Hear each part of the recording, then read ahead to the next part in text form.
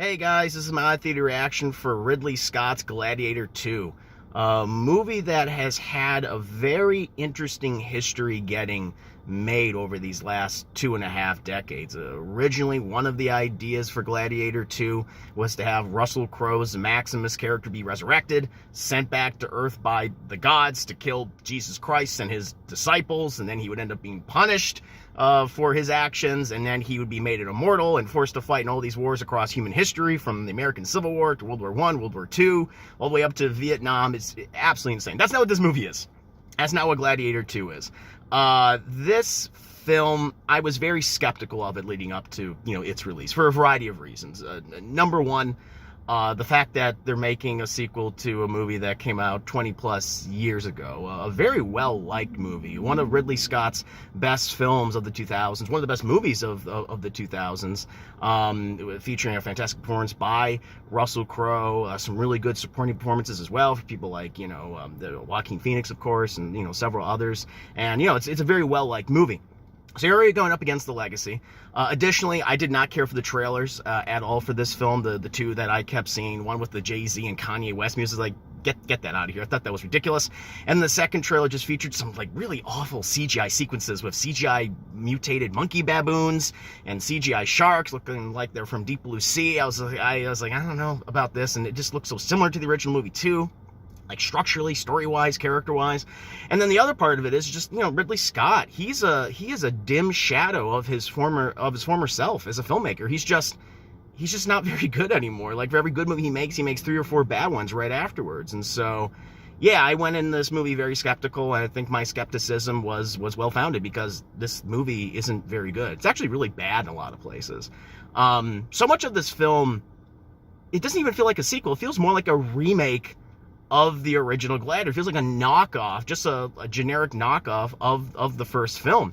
The story structure is so similar. Like, you have a character played by Paul Mescal, who, has a loving family, has a wife, ends up being murdered. I mean, it's all in the trailer, is by Roman military figure, is then captured and sold into slavery, is trained to be a gladiator by, a rich slave owner and merchant who has their own aspirations, and he's sent to Rome, and Rome is dealing with political strife because they have some crazy emperors in power, and, they have to survive in gladiatorial combat, but at the same time try to make a better Rome. I mean, it's the exact same film all over again. It's just not nearly as good, and in any capacity.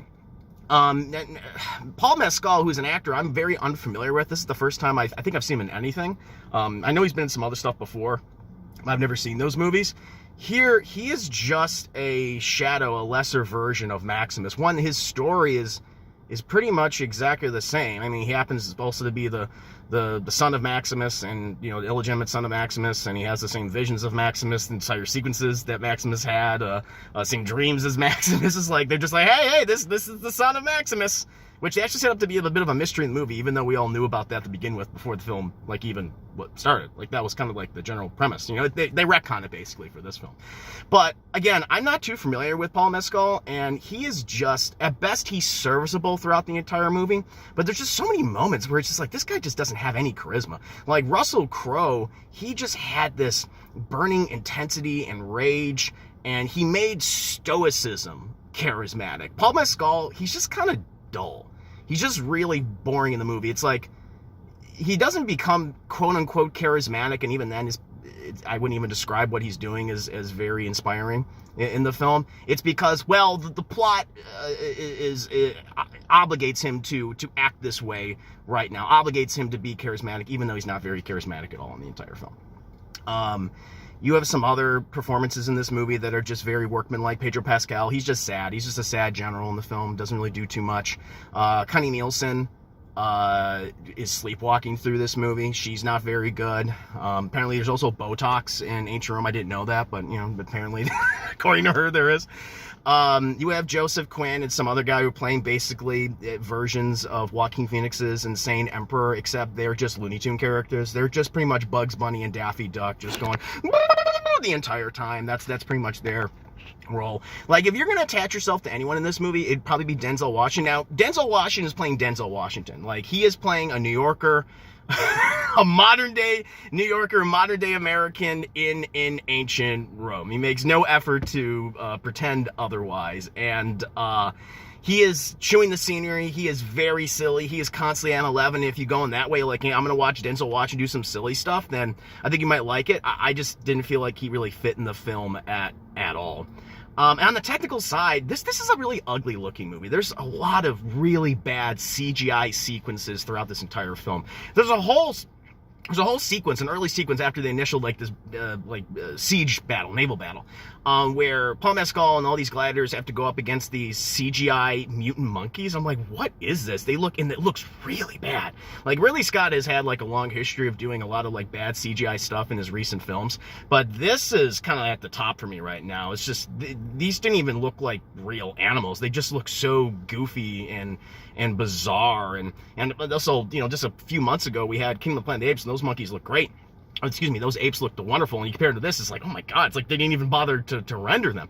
They have a whole sequence where they flood the Colosseum as well, which they actually did in history. Now, I don't think the sharks were a thing, and I don't think they were able to transport sharks to the Colosseum, and the sharks look like something out of Deep Blue Sea, which I'm like, again, if you're going for like a super campy, corny, horror film, then I'm like, oh yeah, you could probably make, the CGI work, or you're like, all right, you can forgive it. But here, it's just like, no, it's supposed to be really serious and dramatic, and it's like, yeah, these sharks look terrible. There's a whole scene with a rhino's defeated with pocket sand at one point. And then the other part of the movie that I really disliked, the main part of the movie, it's just, the story's just really bad. Other than just being a remake of the original film, it's just really contrived. It just feels like it wants to make you remember all the reasons why you love the first Gladiators. Hey, remember this moment? Remember this scene? We're doing it over again. Remember this character? Well, here's a kind of the same character, but it's played by a different guy now, but it's the same thing. Remember how great Gladiator was? Paul Mescal, he's Russell Crowe. Like, he's just not. And there's just all these convenient things that wrap up the plot, such as it is, in the last 30 or so minutes, where they introduce crazy stuff like a magic ring that makes everyone fall in love with Mescal. Like, Denzel Washington is ridiculous. Now he's able to not really manipulate the system, but just have all these convenient things happen to him, and he just ends up exploiting them, and like no one's any the wiser. And it has like a really ridiculous last battle in the film that I want to spoil, but it involves a 70-year-old man battling Mescal. Guess who ends up winning that battle, or at least has the advantage for most of that battle? It's just really ridiculous, and it's just not a very good movie in any capacity. There might be some spectacle there you like.